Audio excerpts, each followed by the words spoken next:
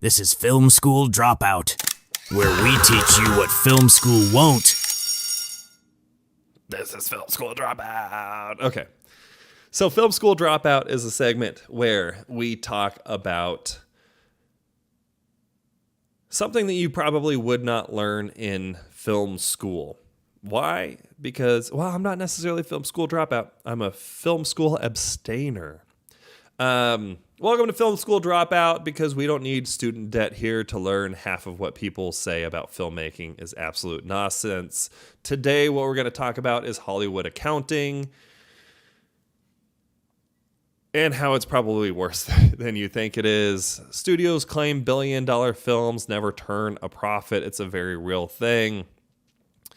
So if you just made a billion-dollar movie, congratulations, you're going to be rich unless you're the writer, the director, or an actor, or anybody who is promised 1 or 2% of net profits. In that case, you probably owe the studio money at this point. So what is Hollywood accounting? It's basically the practice of manipulating a film's finances so that on paper it never makes a profit. The net profit participants of a film, people who would then make money off of the profit the film makes, are people like writers, actors, directors. They get nothing when the film reports zero profit because there's nothing to give.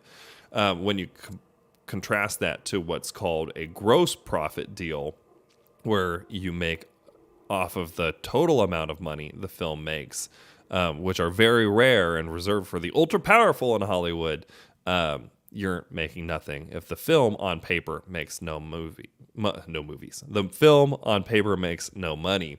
So there are a couple of major tools to this con. One of them is international licensing fees. So studios charge they charge themselves to basically rent the movie overseas. There's marketing bloat, the amount of money that you spend marketing the film and how much that costs your bottom line for total, revenue that you ultimately make. There's development amortization, because you love big words, which is basically like saying we're gonna break up the cost of a flop and say that it costs over time versus costing one big hit, being grouped in with other films, being grouped in with other projects, being grouped in with other marketing efforts in one single marketing contract. There are distribution fees. If they hire themselves as a middleman to distribute the film, they can charge themselves whatever they want to. It costs them only the cost of the actual distribution, but they show that they lost a ton of money on it. There are some real world examples. Harry Potter and the Order of the Phoenix grossed $940 million, but Warner Brothers claimed that it lost $167 million. And a screenwriter, the screenwriter for that accidentally got a net profit deal, which basically meant that they either owed money or were owed $0. Return of the Jedi, Star Wars film, one of the most famous films of all time, is also one of the most famous films of all time for fake net losses. The actor who played Darth Vader was given a portion of the residuals, and it netted out to zero because the film made in the 1980s $475 million, which is likely in the billions today, and it was still considered unprofitable because of creative accounting. There's Coming to America is a pretty famous Eddie Murphy film. Paramount claimed that it lost $288 million despite making $350 million in revenue.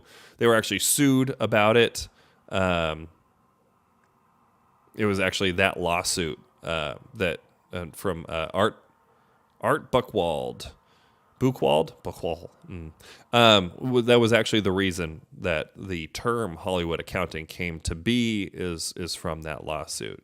So there are a couple of reasons why this still exists in Hollywood. One, studios control production and distribution. It's a closed loop, so they get to decide what they charge themselves for their distribution fee.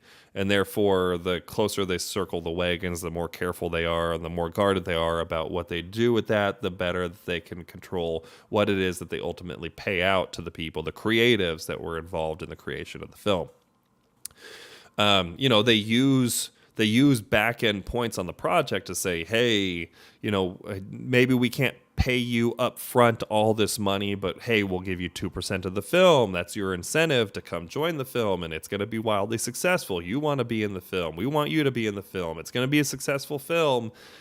And then they ultimately, manipulate the numbers in order to not pay the talent for the work that they did. It also lets, maybe this is part of the problem, it lets parent companies ultimately lower what their tax burdens are, right? If they show that they lost money on an endeavor, they don't pay taxes, or they may even receive a tax rebate and make money off of that loss. So ultimately, parent companies are rewarded for pushing studios and distributors to report losses on films. And there's no regulation of this, of course, which means that the definition for what profit actually means is pretty loose. I guess let me sum this down into what I view the main lessons to be. So one, always negotiate for gross profits, not net. You may not get it. And if you can't get gross profits and you're still being offered net, try to maybe even take, it's a calculated risk, but take less upfront cash in order to not get net. It's just going to be a safer thing for you if you can't take the risk of them ultimately not paying you.